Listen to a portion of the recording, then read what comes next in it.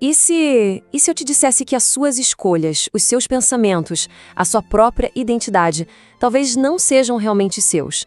Que existe um sistema complexo, invisível que age sobre nós a cada momento.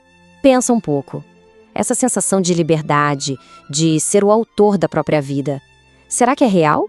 Ou será que é a ilusão mais bem construída de um poder que a gente nem sabe que existe?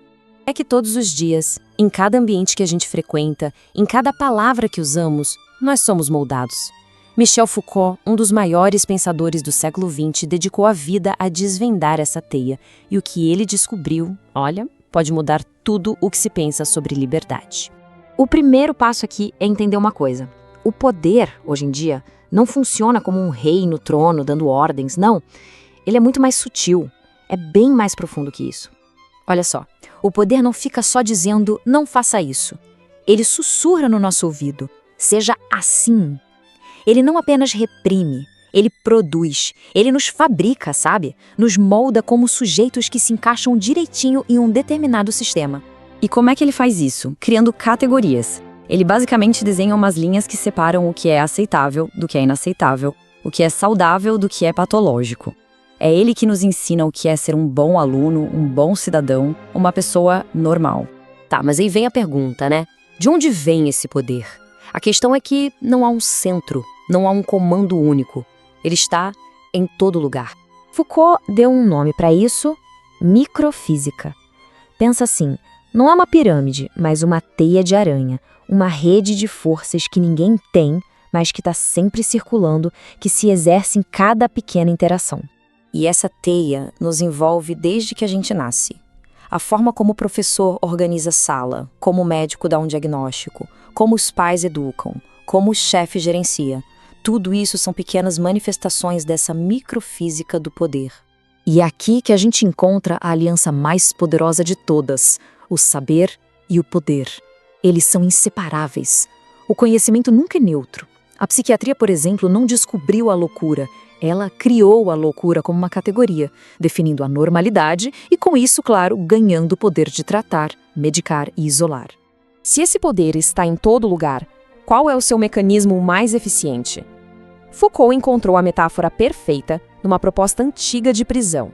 Imagina uma torre central, de onde um vigia pôde observar todos os prisioneiros em suas celas, ao redor. O detalhe genial, e ao mesmo tempo aterrorizante, é que os prisioneiros nunca sabem se estão, de fato, sendo observados naquele exato momento. E qual o resultado? A vigilância é internalizada. O prisioneiro se torna o seu próprio guarda. Ele se comporta como se estivesse sempre sendo visto só para garantir. O controle que era externo vira autocontrole. Isso não soa estranhamente familiar? As redes sociais, os algoritmos, a vigilância por câmeras. Nós vivemos num grande panóptico digital. Não precisamos de um guarda na torre quando a gente voluntariamente posta cada detalhe das nossas vidas, sempre ciente do olhar do outro.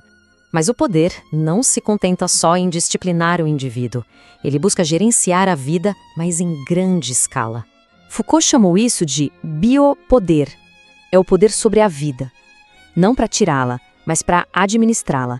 É o gerenciamento de populações inteiras, com o objetivo de criar corpos e sociedades saudáveis, produtivos e, acima de tudo, dóceis. Políticas de saúde pública, campanhas de vacinação, controle de natalidade, a própria educação, são todas ferramentas que buscam otimizar a vida da população para os objetivos do Estado e da economia. Diante desse quadro todo, parece que a gente está preso, sem saída. Mas a história que Foucault nos conta não termina na submissão. Ela termina na luta. Essa é talvez a sua frase mais importante.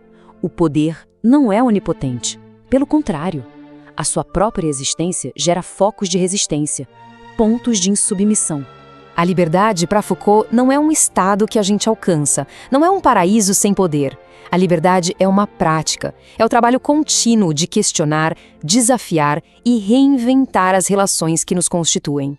Resistir é desafiar o que é imposto como normal. É criar novas formas de viver, de amar, de pensar. É a coragem de não se encaixar nos moldes que o poder produtivo criou pra gente.